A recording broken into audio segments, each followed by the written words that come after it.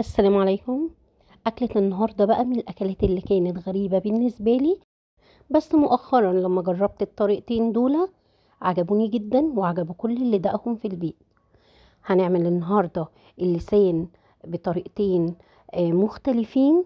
هعمله بالطريقة الصح اللي تطلعه معاكي طعمه حلو قوي وريحته تقلب الدنيا. هعمل معاكي في الطاجن وهعمله محمر، وبصراحة جزء حب اللي في الطاجن، بس انا عن نفسي حبيت الطريقة اللي هي المحمرة دي.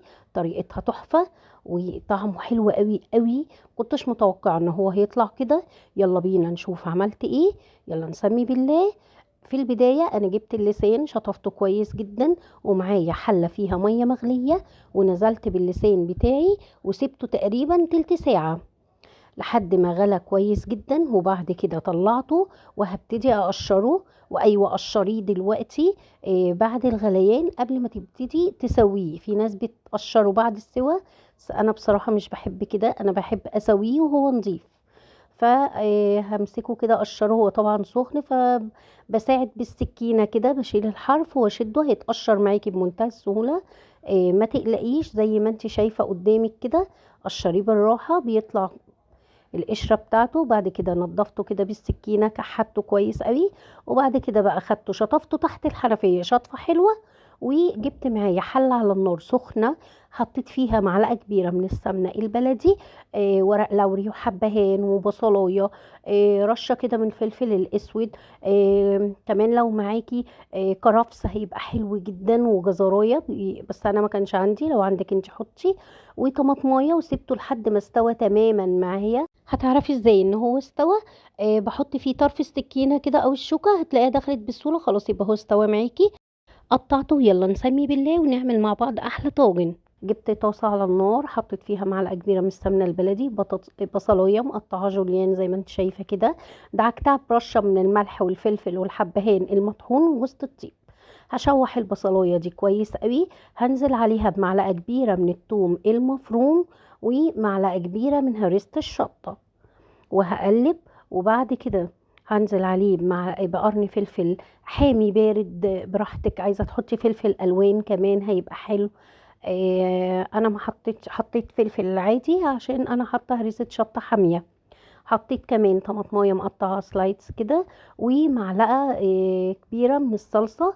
وهبتدي بقى اتبل معايا بملح وفلفل ورشه من جوز الطيب والحبهان المطحون، ومعلقه صغيره من السبع بهارات او البهارات المشكله.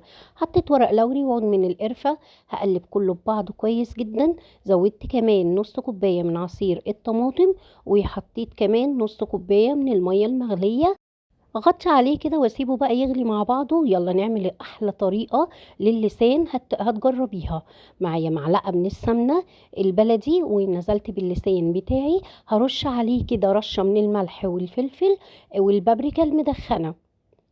بعد كده اول ما يتحمر معايا الوش الاولاني هبتدي اقلبه كده، وهرش برضو على الوش التاني رشة من الملح والفلفل والبابريكا المدخنة. معايا معلقة صغيرة من الثوم المفروم.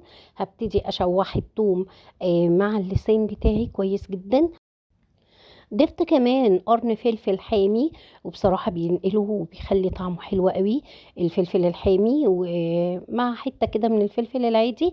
حابة تحطيه كله بارد براحتك. حطيت كمان نص معلقة كده صغيرة من البهارات المشكلة او السبع بهارات، بتديها طعم حلو قوي. طول ما انت بقى بتشوحي كده جيبي من السمنة البلدي اللي نازلة منه دي وحطي عليه من فوق كمان. خلاص ابتدى تحمر معاكي، اختميها بقى بعصرة نص ليمونة كده وبس. وجربي بقى الطريقة دي. ما تقوليش مش بحبه او مش عايزة اكله غير اما تجربيه بالطريقة دي. الطريقة دي بجد بجد تحفة، مع ان الطاجن عجب كل اللي في البيت وكان طعمه حلو قوي برضه ومميز. بس انا اللي حببني اصلا في اللسان مؤخرا هي الطريقه المحمره. بصي بقى، انا كنت حاطه الطاجن دوت في الفرن يسخن، ومولعه الفرن على اعلى درجه حراره. جبت الطاجن وهو سخن، نزلت باللسان اللي انا كنت عاملاه في الطاسه معاكي. وابتديت حطيته في الطاجن وزينته زي ما انت شايفه، وعلى وشه رشه من الزيت. دخلته على الفرن، حاطه الشبكه على اول رف من الفرن من تحت. سبته كده تقريبا ربع ساعة وكل حاجة مستوية لحد ما اخد اللون التحفة دوت. وطلعته. على فكرة طريقة الطاجن دي تمشي معاكي مع اي نوع لحمة، سواء لحمة عادية او لحمة راس، لحمة ضاني. جربيه بطريقتي هيعجبك جدا.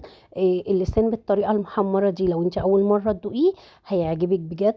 مش بتحتاجي جنب اللحمة جنب اللسان المحمر غير رغيف عيش وشوية مخلل. والطاجن ممكن برضو يتغمس بعيش او انا عملت جنبيه حبة رز ابيض كده بالمستكة، عملته معاكي كذا مرة. جربيه بطريقتي، الطريقتين احلى من بعض. جربيه بجد هيعجبك جدا. وطالع مستوي وتحفة بجد، طالع حلو قوي قوي. الولاد يعني انت اعمليه وما تقولي لهمش، يعني انت هتنسي ماضيه خالص لما تدوقيه وتجربيه بالطريقه دي، سواء المحمره او الطاجن. جربيه بطريقتي. ولو عجبتك بقى وصفه النهارده يا ريت ما تنسيش اللايك والشير وتعليق لو بحرف يرفع الفيديو ويوصل لاكبر عدد ويستفيد. استودعكم الله الذي لا تضيع ودائعه، ودمتم في حفظ الله وامنه. والسلام عليكم ورحمه الله وبركاته.